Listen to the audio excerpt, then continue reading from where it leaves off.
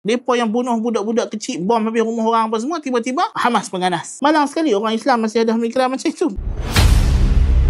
Raja Saudi yang ketiga ni nama dia Saud Al-Kabir, Saud the Great. Dan siapa Saud the Great? Dia adalah Raja Saudi yang kerajaan dia paling besar. Daripada selatan Iraq sampailah ke hujung Yaman. Daripada Hijaz, Mekah sampailah kepada Ahsa. Itu adalah kerajaan Saudi. Pertama, Saudi Arabia ni ada 3 fasa. Kerajaan yang Saudi sekarang ni kita panggil kerajaan Saudi yang ketiga. Fasa yang pertama ni yang paling besar adalah di bawah pemerintahan Saud Al-Kabir. Dan pada hujung pemerintahan Saud Al-Kabir inilah berlakunya konfrontasi antara Saudi dengan Mesir. Dan bila Saud Al-Kabir meninggal dunia, beliau digantikan oleh anaknya Al-Amir Abdullah ataupun Imam Abdullah bin Saud bin Abdul Aziz, dan beliau ni terpaksa berhadapan dengan serangan-serangan daripada kerajaan Mesir. Kita boleh baca pada muka surat 206-207, dia cerita tentang Abdullah bin Saud bin Abdul Aziz yang memerintah daripada 1229 Hijrah 1233 bersamaan 1814 Masihi 1818 Masihi. Pasal dia dikalahkan oleh tentera Mesir. Dia kata, mari kita kembali memberikan perhatian kepada medan peperangan. Tentera Najd menawan semula Qunfuzah di pesisir Laut Merah daripada tentera Mesir. Namun Muhammad Ali menghantar bala tentera yang besar diketuai oleh Abidin Bek ke Zahran. Dalam perjalanan mereka mengambil alih semula Qunfuzah. Apabila tentera Najd dapat tahu hal ini, mereka menawannya kembali. Tentera Mesir mengalami kekalahan dalam peperangan Zahran dan Faisal bin Saud tetap teguh menghadapi musuh di berdekatan Taif. Ini cerita pasal perang lah. Kemenangan dalam peperangan Zahran, beliau berasa yakin dan memutuskan untuk menyerang Taif. Di pihak musuh, Tusun bin Muhammad Ali Basha dalam keadaan genting. Namun Muhammad Ali tiba dengan segera membawa bantuan ketenteraan baru. Mula-mula dihantar anak dia Ibrahim gagal. Kemudian dihantar anak dia Tusun Pasha dan dia sendiri datang bersama dengan tentera. Pertempuran dahsyat berlaku di Basal dekat Taif. Tentera Mesir dapat kemenangan. Brokhat kata, apabila Muhammad Ali melihat musuh mula melarikan diri, dia segera mengumumkan kepada tenteranya bahawa $6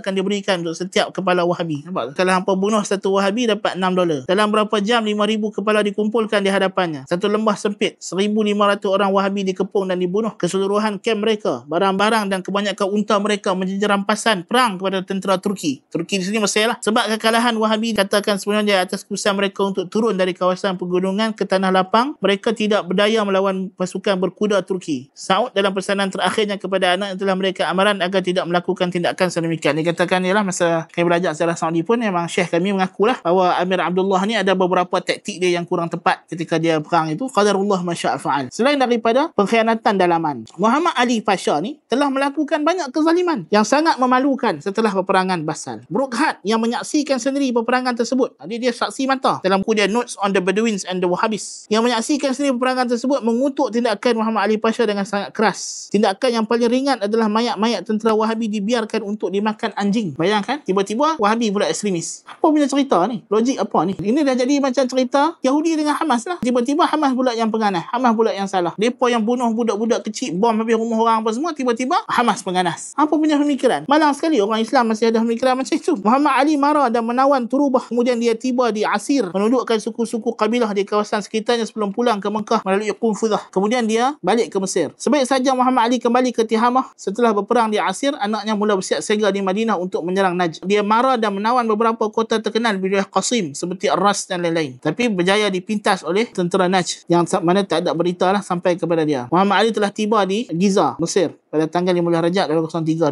23 Jun 1815 Masihi.